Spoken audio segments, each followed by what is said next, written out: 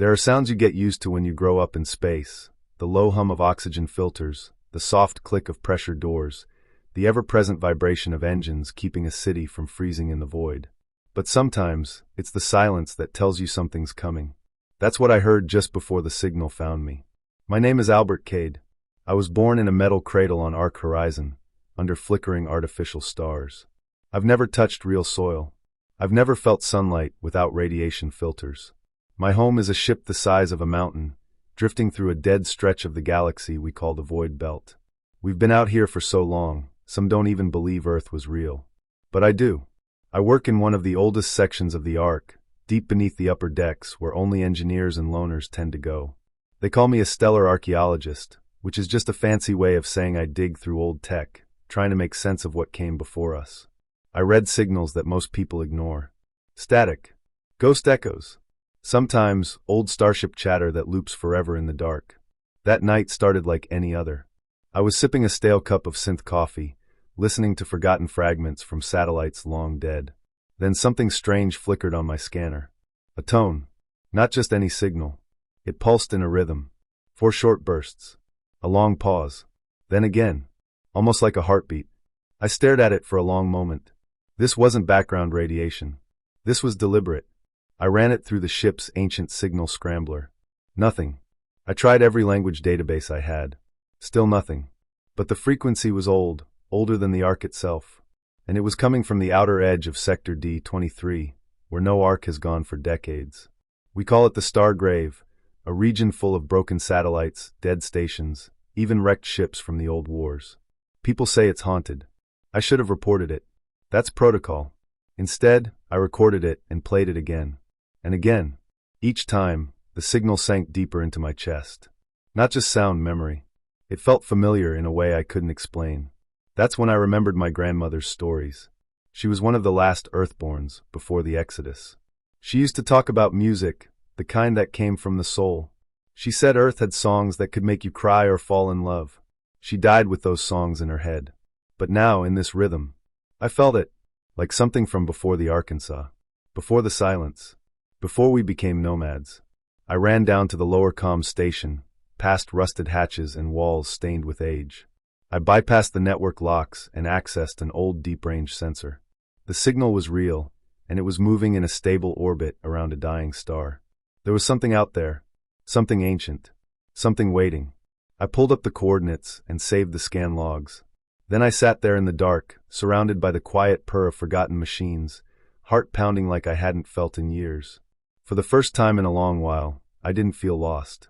I felt like someone was calling me home, and I was going to find them, even if it killed me. I couldn't sleep that night. The hum of the engines usually lulled me into dreams, but not this time.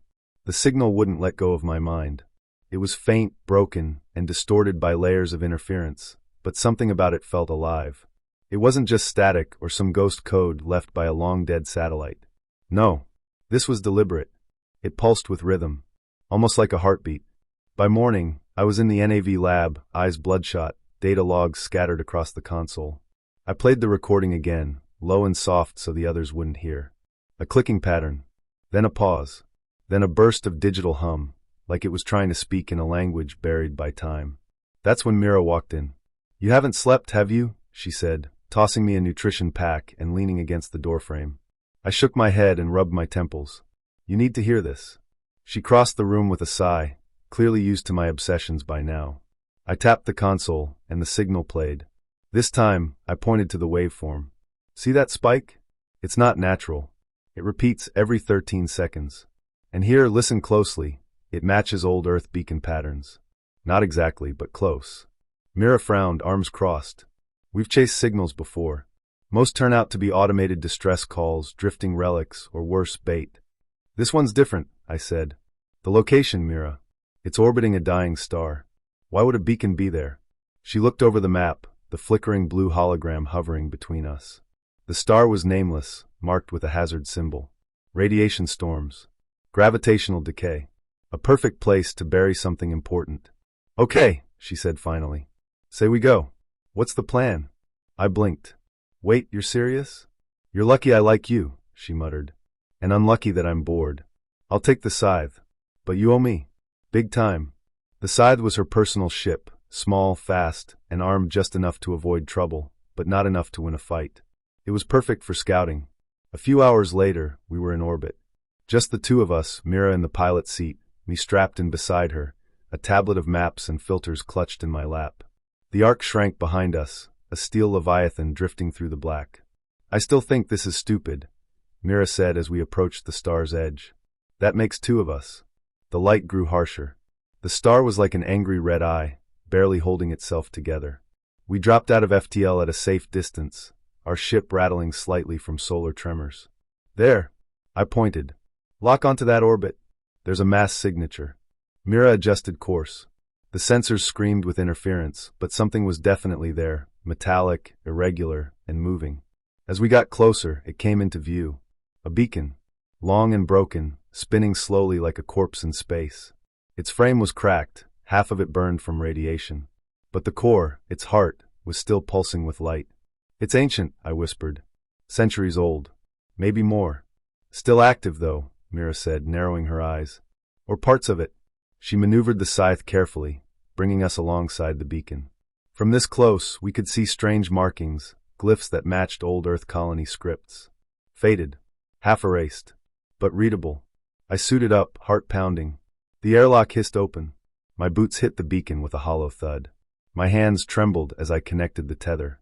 I whispered every move to myself like a prayer. Myra's voice crackled through my helmet. "You've got maybe 15 minutes before the radiation spikes again. Make it quick." Inside the beacon, it was quiet, cold, like stepping into the past. The core chamber was shielded in some kind of reflective alloy. I knelt beside it and connected my console. Lines of old code flowed like rivers across my screen. Data logs, star charts, names of planets, a list of human genetic templates, and at the end a location. I gasped. My eyes widened. It was a set of coordinates. Not just any coordinates, these led into the dead zone. Deeper than any ark had dared to go. This was it. Proof. A message, hidden in the dark. Mira was right. Most signals were just echoes. But this one, this was a voice, calling us home. I sat alone in the dark observation bay, the beacon's cracked casing resting on the table before me like a sacred relic. Outside the glass, stars blinked weakly in the black void, distant and cold, like forgotten eyes watching us drift through space. The data core inside the beacon was old. Very old. Not from any ark I knew. Not from any known colony either. It was humming faintly, alive with energy, but its encryption was ancient, built with a language we'd almost forgotten. For hours, I worked in silence, fingers tapping the interface panel, rerouting power, bypassing dead circuits. I had to breathe slow and steady. One wrong command, and the beacon might wipe itself. My hands trembled once when the screen flickered to life, but I kept going. Then it happened. The interface lit up, spilling pale blue light into the room. And the first image appeared. Earth. Not a myth. Not a simulation. Not a child's drawing passed down through generations. This was a real scan, a living view, green continents, swirling white clouds, blue oceans stretching across the globe. I couldn't breathe. I leaned closer, my heart pounding. There were more files. Maps. Star charts from before the collapse. Video logs. Even voice recordings. My throat tightened as I heard one begin to play. "This is Command Station Polaris. To any vessels that still fly, Earth has fallen. We send these coordinates with hope. Find each other. Survive. Remember who we were." The voice was calm, gentle. A woman's voice. She sounded tired. Brave. Real. I let the words wash over me, like a wave from an ocean I'd never seen. The beacon had been launched from a colony ship, one that had escaped Earth before its final days. A ship we'd never heard of. A path we'd never taken. It had passed through systems we thought unreachable. Some of those coordinates matched half-broken references I'd seen in ancient Ark databases. The rest were unknown. "Albert?" Myra's voice broke through the comms. I tapped my earpiece. "I'm here. You still alive in there? You need to see this," I said quietly. "Come down now. Bring the others." 10 minutes later, Mira stepped into the observation bay, followed by Captain Dre, Enya from the Engineering Guild, and young Brell, who handled signal translation. I replayed the footage. The room went still. "That can't be real," Enya whispered. "It is," I said. "I've cross-referenced the star data. This isn't a mock-up. It's not Ark-generated. The encryption, it's pre-collapse. Pre-drift. Brell blinked. How did it survive this long? I pointed at the beacon. It was meant to. This was built to last, hidden in a dying system, locked behind code only someone with Earth legacy tech could break. Mira stared at the image of Earth, eyes wide. And you think this thing's giving us a map? Not just a map, I said. I scrolled through the files and pulled up a set of coordinates. A destination. One that was meant for survivors like us. This might be a real colony. One that never joined the Arks. It's far, deep in the dead zone, but it could still be out there. Dre folded his arms, stern as ever. Or it could be a trap. Bait left by someone who wanted us to follow and die in the dark. Maybe, I admitted. But maybe not. What if there really was a second path? A place Earth survivors tried to reach? We've been floating for centuries, Dre. Wouldn't you risk everything for a chance at a home? Silence. Everyone was thinking the same thing. We'd all heard the bedtime stories. Earth, the cradle of mankind. Lost to war, fire, or famine, no one really knew. Some believed it never existed at all. That it was a fairy tale. A comfort. But now, here it was, staring back at us from a screen. After a long moment, Dre spoke. You'll need a council vote. I figured, I said. He nodded and left. Enya followed him, still whispering to herself. Brell lingered a bit longer, gazing at the Earth, before drifting out into the hallway. That left me and Mira. She stood by the table, arms crossed. You realize this could break the Ark, she said. I know. You're gonna push it anyway? I looked at her. I have to. She sighed, then sat down beside me. Then I guess I'll help you. I smiled faintly. I knew you would. The image of Earth flickered again. I stared at it until my eyes stung. It didn't matter if the colony was alive or dead. The signal had been sent for a reason. Someone out there wanted us to remember. Someone believed there was still hope. And now so did I. We weren't the only ones listening. I should have known. Out here, in the silence of the dead zone, nothing stays hidden for long. Signals echo. Frequencies bounce and drift like whispers in a dark hallway. What we found in that beacon, it wasn't just a message. It was a flare. A burning torch calling out to anyone still breathing in the void. And someone answered. The first sign came quietly. It was Mira who noticed it. She leaned over the console in the comms bay, her brow furrowed, her fingers dancing across the dusty keys. Do you see that? She asked, her voice low.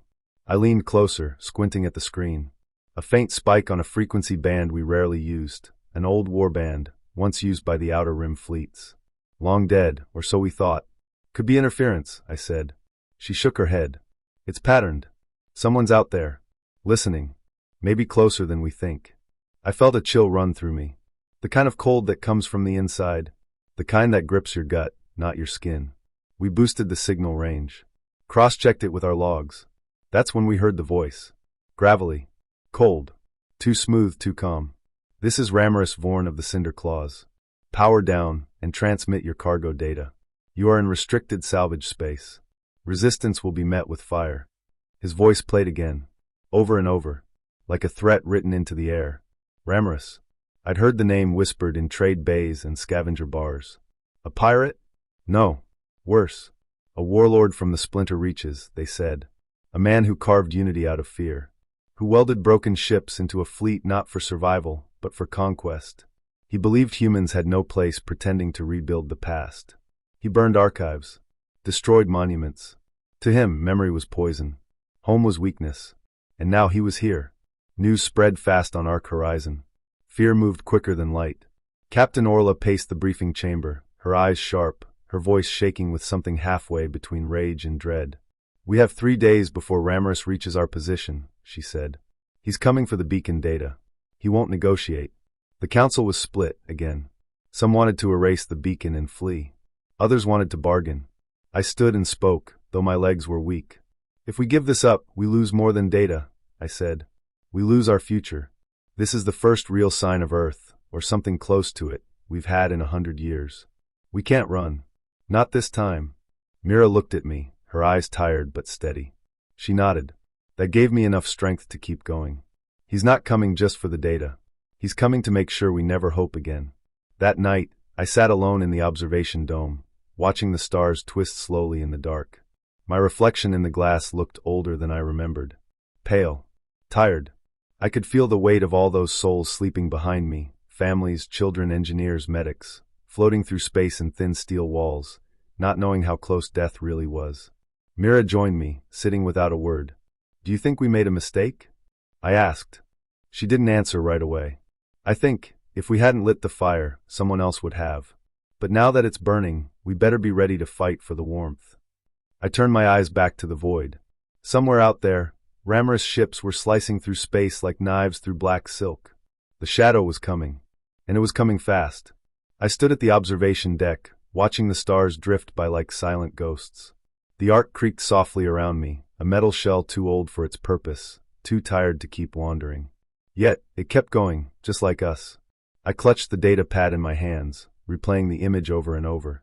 That broken signal. That beautiful map. The coordinates burned into my mind like a flame that wouldn't die. I could feel it, the truth hiding just beyond that flickering data. A place. A memory. Maybe even a home. The council didn't see it that way. When I walked into the meeting hall, the tension hit me like static. The room was full. Old captains, engineers, traders, even the younger scavengers who rarely bothered with politics. They weren't here to vote. They were here to watch a storm. I stepped up to the central dais, my boots echoing across the metal floor. Captain Sealer leaned forward from her seat, her voice calm, but her eyes sharp. "Albert, we've reviewed the data. You've stirred up a lot of people. Now explain why this signal should risk all our lives." I took a breath. My heart was pounding, but I kept my voice steady. "This signal is old. Older than any NAV system we have. It came from a beacon built during the early Exodus, maybe even from Earth itself. Inside it, I found more than coordinates. I found fragments of language, English, French, Old Chinese. Names of lost colonies. Ecosystem data. Terraforming models." I paused. Some faces lit up with interest. Others, like Counselor Wren's, twisted in doubt. "It's not just a map," I said. "It's a memory of who we were, and maybe a path to somewhere we could become more than this." Captain Sealer looked unimpressed. "You're suggesting we reroute the Ark deeper into the dead zone, toward an unconfirmed planet, based on a broken signal from a centuries-old beacon floating near a dying star?" A few chuckles echoed from the back rows. "I'm not asking for a blind jump," I said quickly. "Just a recon mission. Let me follow the trail. If it leads to nothing, we come back. But if it leads to what I think it does, we might find the last pieces of what we've lost." Wren stood slowly, arms crossed. "You mean hope?" There was silence after that word. Wren looked around. "Hope got us here. Hope of safe passage. Hope of unity. Hope that Earth mattered. But look at us now. Floating in a tin can, scraping junk off dead ships, praying our water doesn't freeze. Hope doesn't put fuel in our tanks." I clenched my jaw. "So we give up. We stop searching, stop believing we were ever more than drifters." "Hope is a dangerous thing," Wren replied. "It makes people dream instead of survive." Mira was sitting near the side wall, her eyes locked on me. She didn't speak, but I saw something shift in her expression. Doubt. Or maybe fear. The vote came. The council ruled against me. The Ark would not change course. No expedition. No diversion. Nothing. I walked out of the chamber feeling like I was underwater. The halls of the Ark, once familiar, now felt cold and distant. Whispers followed me, some full of curiosity, others of contempt. Later that evening, I found Mira leaning against a rail near the vent towers, her short black hair blowing slightly from the recycled air stream. "You really believed they'd say yes?" she asked without looking at me. "I had to try," I said. "Someone has to." Mira was quiet for a while. Then she turned to me. "You think that signal really leads to something? Not just another wreck or false reading?" I nodded. "I don't think. I know." She searched my face, trying to read the part of me that couldn't be explained with data or words. The part driven by a memory I wasn't even sure was mine, my grandmother's voice, telling stories of a blue sky, rain, trees. She looked away again. "People are scared, Albert. Scared of chasing ghosts. Scared of getting their hearts broken." "I'm scared too," I admitted. "But I'm more scared of never finding anything at all." She didn't answer, just stared out into the dark. That night, I sat alone in my cabin, the lights low, the signal map flickering on my screen. I traced the glowing lines with my finger, the stars like breadcrumbs leading deeper into the void. I knew what I had to do. The Ark had chosen safety. But I wasn't built for safety. I was built for searching. And if no one else would go with me, then I'd go alone. We left Ark Horizon, while most of the ship was still asleep. No ceremony. No goodbyes. Just quiet engines humming and lights blinking like stars trying to hold on in the dark. Mira flew the shuttle, her hands steady, her jaw clenched. I sat beside her, staring out at the stars that didn't blink, didn't move. We were 6 in total. Mira, Juno, our silent mechanic, Arun, our medic and cook, Liz, the youngest and a genius with old code, and Tamber, who used to be a preacher before he lost his faith but kept the voice. And me, just a man who couldn't let go of a dream. As the ark shrank behind us, I felt something I couldn't name. Fear, yes. Guilt, maybe. But also something bigger. Like we were finally going somewhere. Like I was no longer just floating in someone else's story. The coordinates from the beacon pointed us toward a pocket of space no one dared enter. The Rift.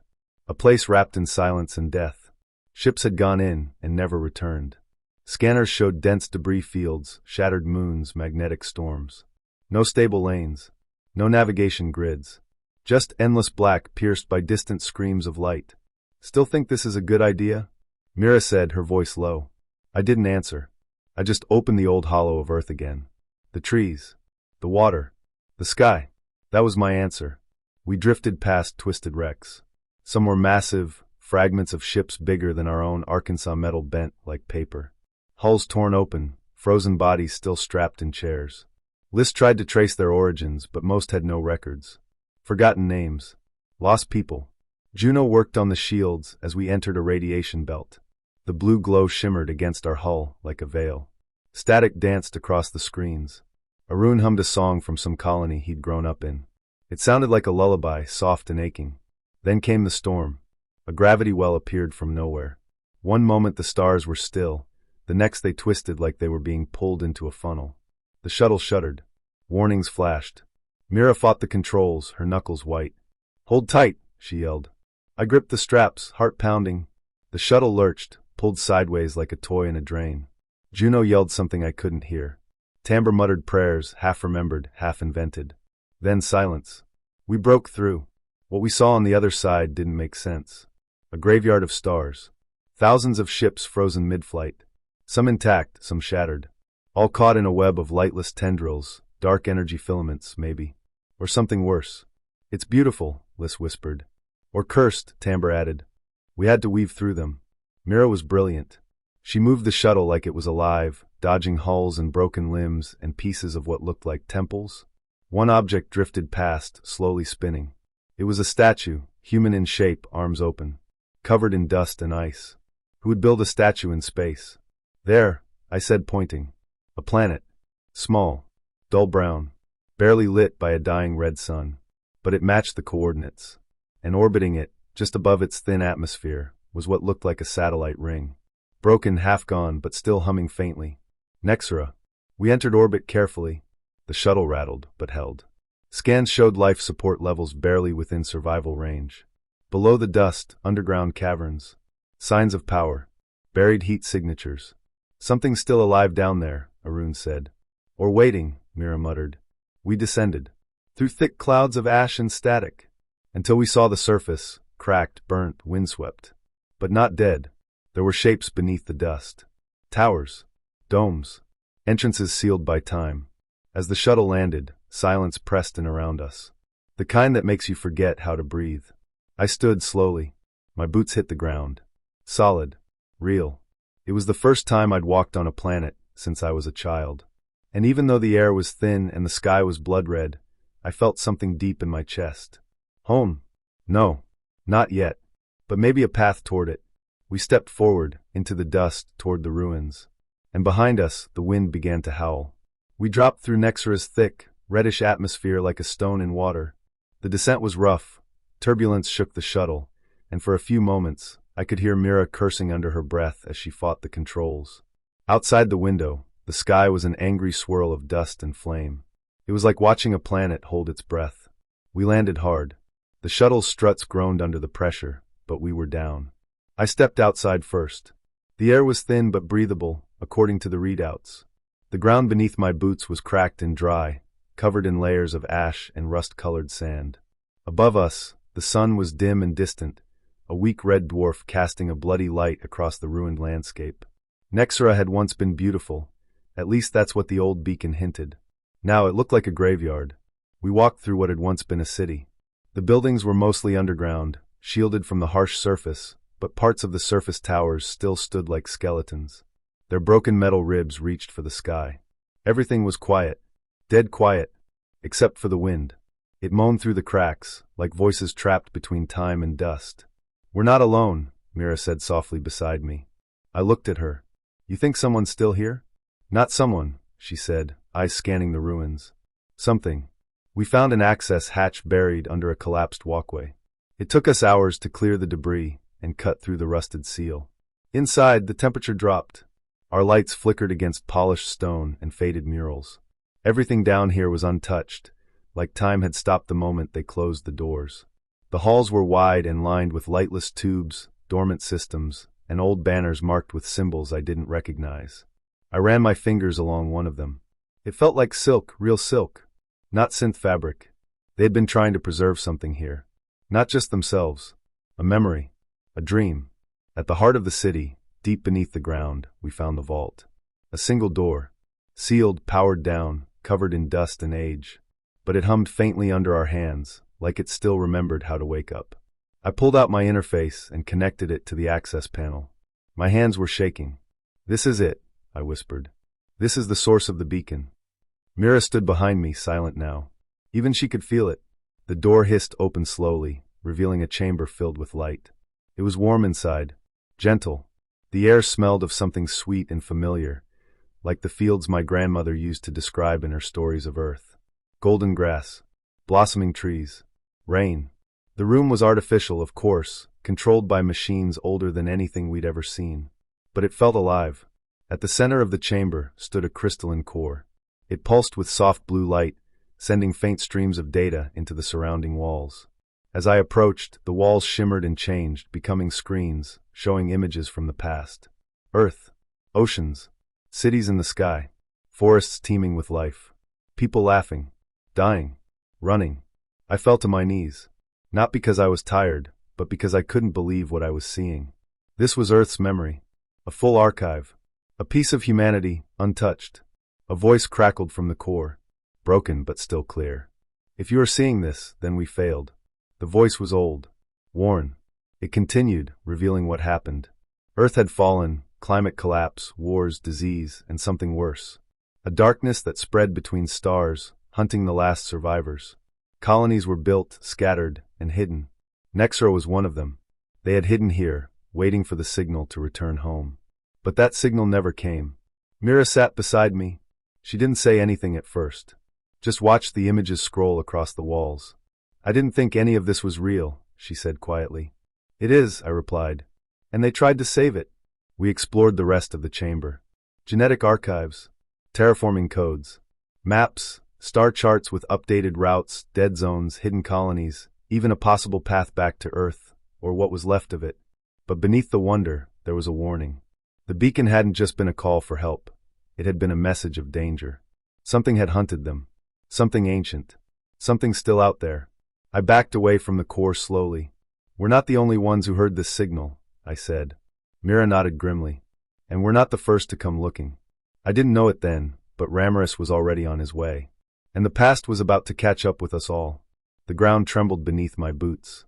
At first, I thought it was just another quake. This planet had a way of reminding us that it was barely alive.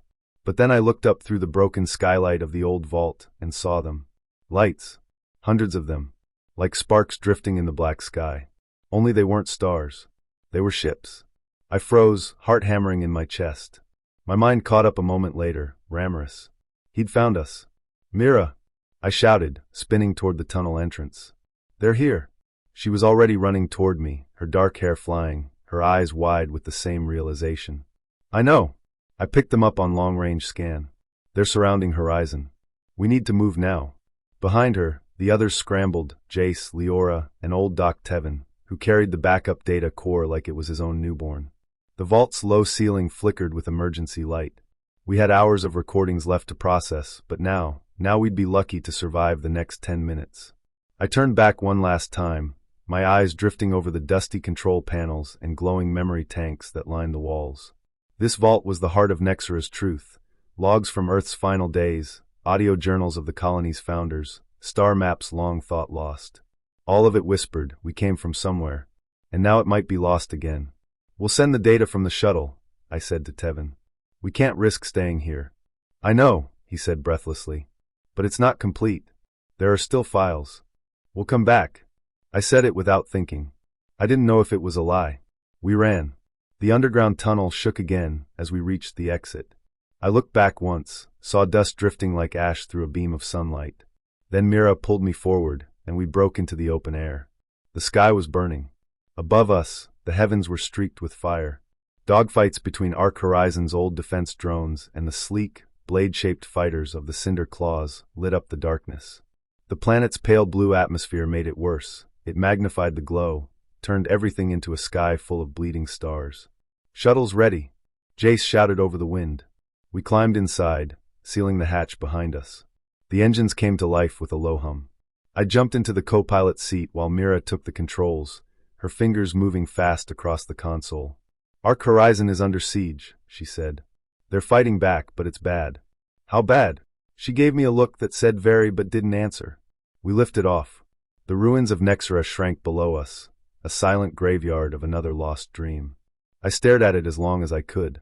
Maybe there was still hope down there, buried in the dirt.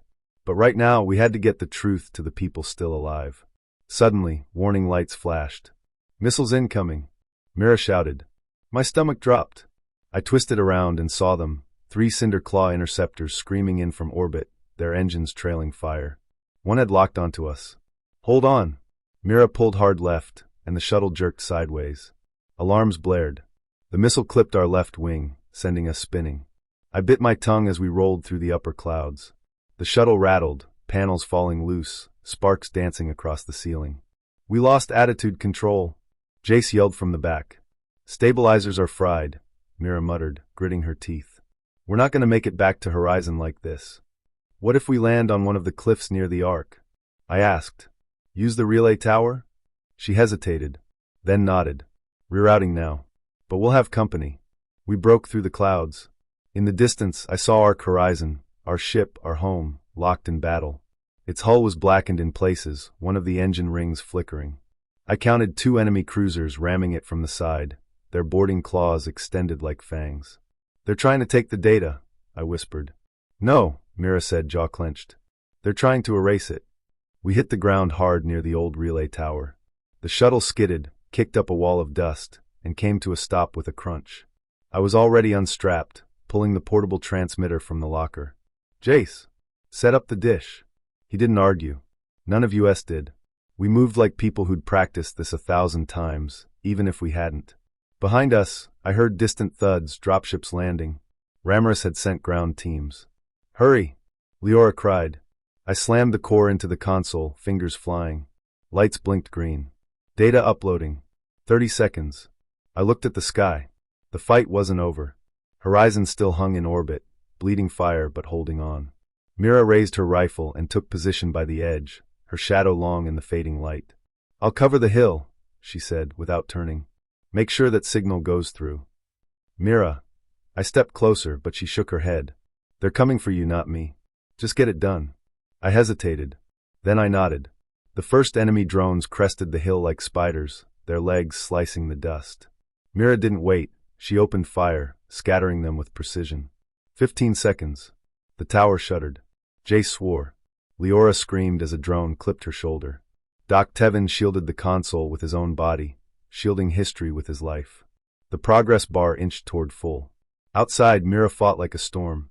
I saw her take a hit to the side and fall. My chest cracked open, but I forced myself to look away. I looked at the screen. Upload complete. Data transmitted. I pressed the emergency beacon button. A final message would be sent with the files. This is Albert Cade of Ark Horizon. We found something. Something worth dying for. Please remember us. Then the console exploded in sparks. The last thing I saw before the blast knocked me backward was Mira, crawling toward me, blood on her face and fire in her eyes. The stars above us still burned. But now, at least, the truth was among them. The air inside the vault was still. Dry. Like nothing had moved here in centuries. My breath echoed in my helmet, fogging the glass for a second before the suit vents cleared it again. I stepped deeper into the chamber, shining my light along the curved walls. Dust floated in the beams like ash. The room smelled like old metal and silence, if that makes any sense. You could feel history pressing against your chest, even before seeing anything. I looked back. Mira stood at the entrance, her rifle ready, eyes sharp. She gave me a short nod. 5 minutes, Albert. That's all we've got. The drones are swarming. I won't need more than 3, I said, though my heart was thumping like I had no time left at all. At the center of the chamber stood a black pedestal with a single crystal data shard, faintly glowing. I moved toward it slowly, my boots thudding against the floor, every sound amplified by the silence. Around the pedestal, curved screens lined the walls, cracked in places, but some were flickering to life as I approached. I reached out and placed my gloved hand on the shard. It hummed under my fingers. Then suddenly the vault came alive. Light shot from the shard, racing through the floor and into the walls. One by one, the screens lit up, displaying broken images. Faces. Maps. Cities that didn't exist anymore. Earth. I gasped. It was Earth. Not as a blue marble in space, but alive. Forests, oceans. Towers that kissed the sky. Children laughing in the grass. Cities glowing in the night like constellations. The images came fast, like a dream breaking apart in reverse. Then a voice, soft and calm, spoke from everywhere at once. This is Archive Node 9. Final broadcast from Earth Evacuation Council. Date, October 11th, 2471. I froze. My heart pounded so loudly I could barely hear.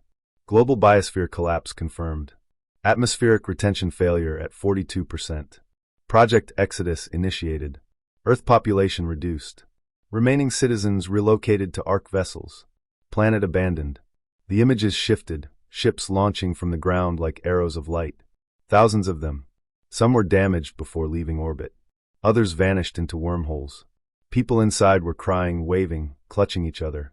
Mira stepped forward, silent now, watching with wide eyes. This data contains full genetic archives of pre-collapse Earth flora and fauna, environmental recovery programs, terraforming blueprints, and coordinates to viable seed worlds. The lights dimmed. The shard pulsed once, then went still. I stood there, unable to speak. The truth was in front of us. Earth had died.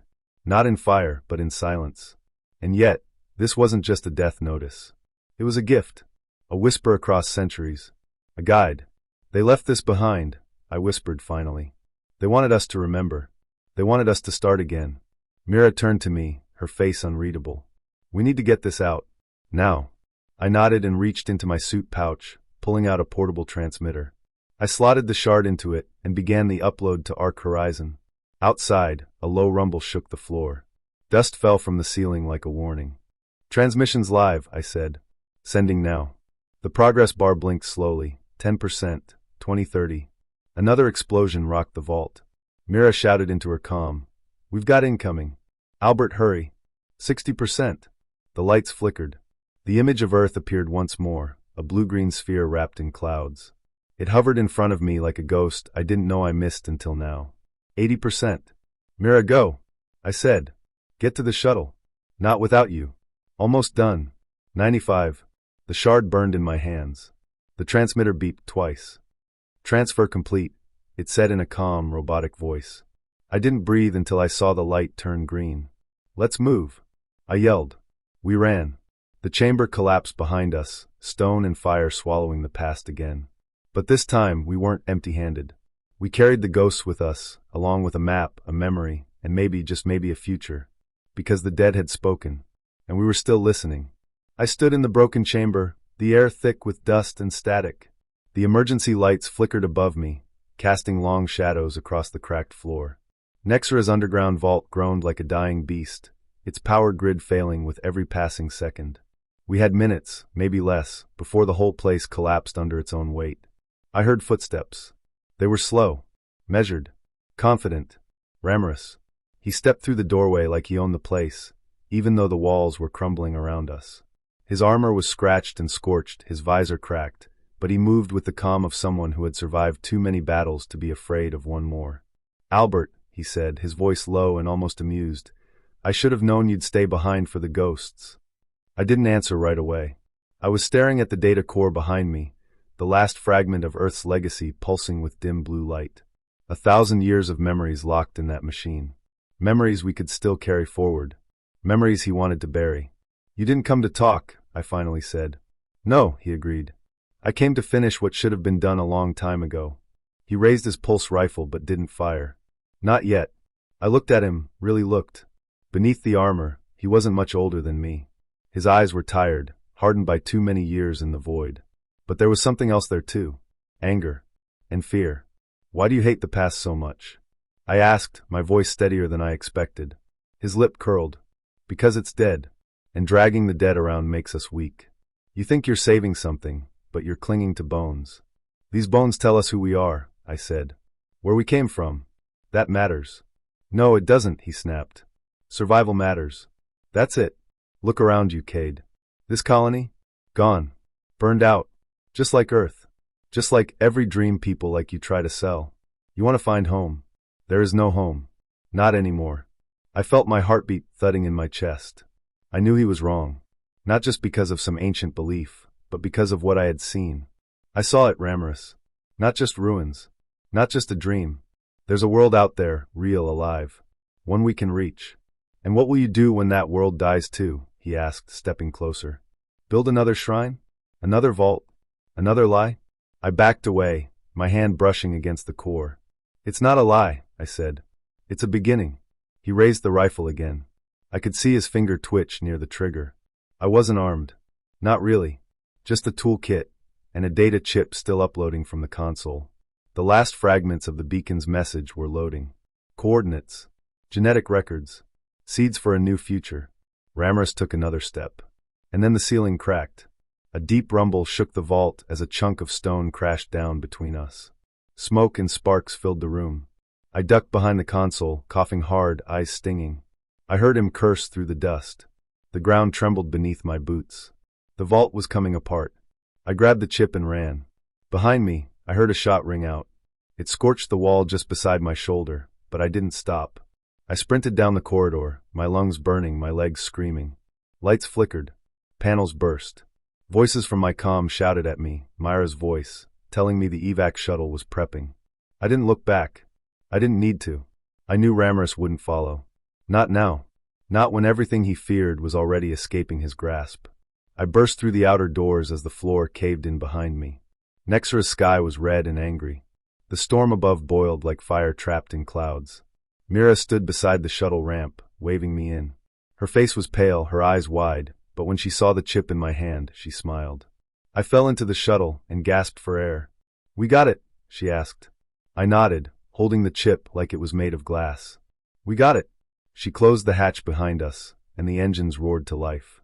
As we lifted off, I looked down at the crumbling planet one last time. It had been a graveyard, but now it had given us something more.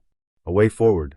And for the first time, I believed, really believed, that home wasn't just a memory.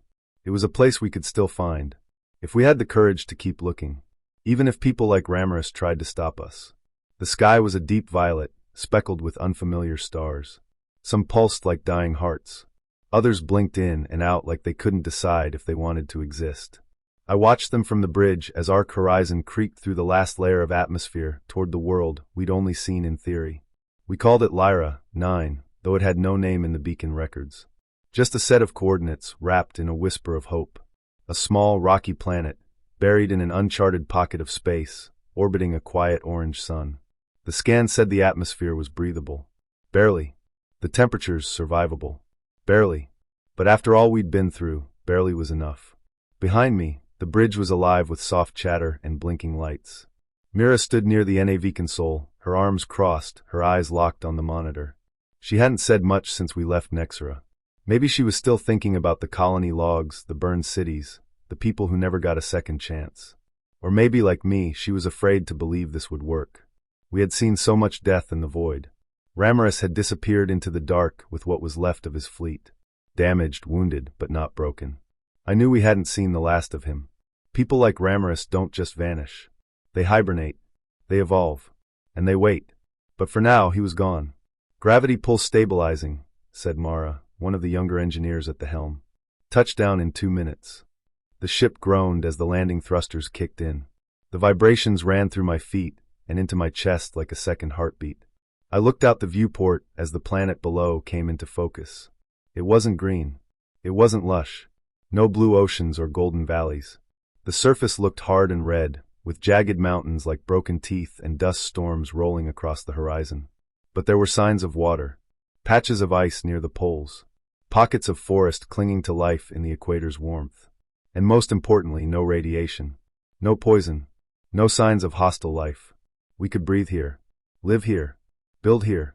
I didn't realize my hands were shaking until Mira placed hers over one. "It's not paradise," she said, "but it's real." I nodded. I couldn't speak. My throat had locked up, and not from fear this time. From something I hadn't felt in years. Maybe decades. A strange kind of peace. The Ark touched down with a dull, heavy thud.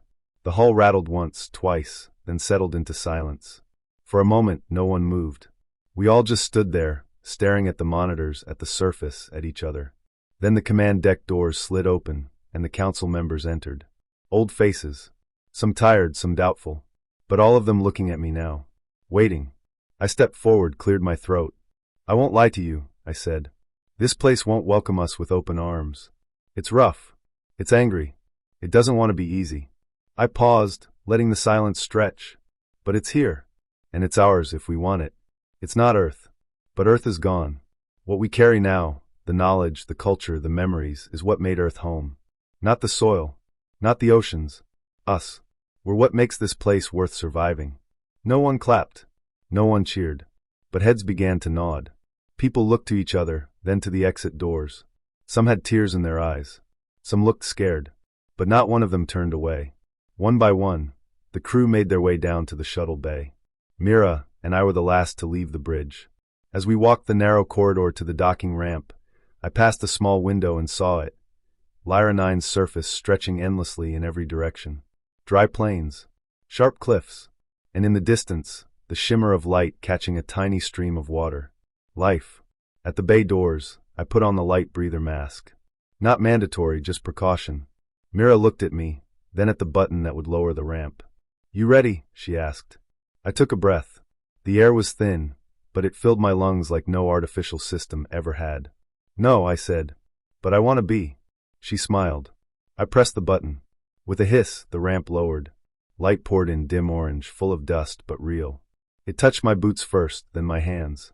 I stepped out slowly, each movement feeling like the first time I had ever walked. The ground crunched beneath me. Cold wind brushed my face. And above, a sky unlike any I'd ever seen opened up and whispered welcome. We had found it. Not paradise. Not a myth. But something better. A beginning. We landed just after dawn. The planet stretched before us in a sea of violet plains and jagged stone ridges that shimmered in the morning light. The sky was a deep gold, brighter than anything I'd seen through the viewports of Ark Horizon. And the air was real. Not recycled. Not filtered. When I stepped onto the soil, it felt warm through the boots. Solid. Honest. We had made it. Behind me, the rest of the crew emerged from the ramp in stunned silence. Mira stood to my left, her eyes scanning the horizon. I saw something in her face I hadn't seen in years, relief. Not the kind that explodes in celebration. The kind that sinks in slowly, like warmth through cold bones. "This place is real," she whispered. I nodded. I didn't have words. For a long time, I thought Earth was a story. A fantasy told to children before sleep. A memory carried in genes and myths. But the beacon led us here. And the vault on Nexera confirmed it. Earth had fallen. Its people scattered. But some, like us, had survived. They'd left trails like breadcrumbs, beacons, coordinates, fragments of hope. And somehow, one of those trails led here. The planet doesn't have a name yet. People are arguing about that back on the Arkansas. Some want to call it New Terra. Others suggest names from old languages, Elysium, Gaia Prime. I don't care what they call it. What matters is that we're no longer drifting. As I walked further into the field, I bent down and picked up a rock. It was light gray, flecked with silver veins. I turned it over in my hand and smiled. A simple thing. But it was mine now. Ours. Mira tapped my shoulder and pointed to the west, where a cluster of tall spires broke through the mist. I zoomed in with my visor. Structures. Not natural ones. Ruins, maybe. Or a settlement. It's possible we weren't the first to arrive here. Maybe others followed the same beacon long ago and never had the strength to hold on. But we do now. We have the vault data. We have the hydrofarm seeds. We have engineers and builders. And we have children, growing up on stories of stars but never feeling grass underfoot. Until now. Later that night, I sat alone on a flat ridge overlooking the landing site. Arc Horizon looked like a sleeping beast in the distance, lights pulsing gently beneath its hull. Fires glowed where people gathered, some laughing, others crying, some just sitting still. I pulled out my old recorder. It was worn, patched together more times than I could count. But it still worked. I tapped the side, and it blinked alive. I cleared my throat. If you find this message, then you're not alone. We came from the drifting Arc Horizon, drawn by a signal left behind by people like you. We were scavengers, wanderers, and lost souls.